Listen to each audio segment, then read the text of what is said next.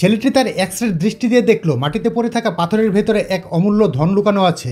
সে এক মহিলাকে জিজ্ঞেস করলো, আপনি কি এই পাথরটা আমাকে বিক্রি করবেন? মহিলা অবাক হয়ে বলল, এটা তো আমি রাস্তায় পড়ে থাকতে দেখেছি, এর জন্য কোনো টাকার দরকার নেই।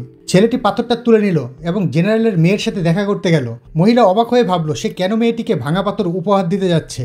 ছেলেটি বলল, এটা অমূল্য ধন যা রাজার কাছে উপহার দেওয়া যায়। এই কথা শুনে সবাই হতবাক হয়ে গেল। মেয়ে হাসতে হাসতে বলল, রাজা কখনো ভাঙা পাথর পছন্দ করবেন না।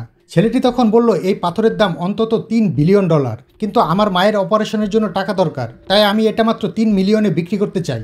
এমন সময় এক ডাক্তার বলল, এই লোক সবাইকে বোকা বানাচ্ছে। সে জেনারেলকে বলল, একে শাস্তি দেওয়া উচিত। জেনারেল রেগে গিয়ে আদেশ দিল, এই ভাঙা পাথরটা ফেলে দাও। তখন ছেলেটি এক বালতি পানি আনালো এবং সবাইকে মনোযোগ দিয়ে দেখতে বলল। সে পাথরটা পানিতে ডুবালো। হঠাৎ সেখান থেকে তীব্র আলো বের হতে লাগলো। সবাই বুঝলো এটা কোনো সাধারণ পাথর নয়। যখন সে পাথরটা বের করলো তখন সেটা এক ঝলমলে সোনালী মূর্তিতে রূপান্তরিত হলো। সবাই এতটাই বিস্মিত হলো যে কথা হারিয়ে ফেলল। জেনারেল সঙ্গে সঙ্গে $3 বিলিয়ন প্রস্তাব দিল, কারণ সে চিনতে পেরেছিল এটা প্রাচীন সম্রাটের জেট সিল।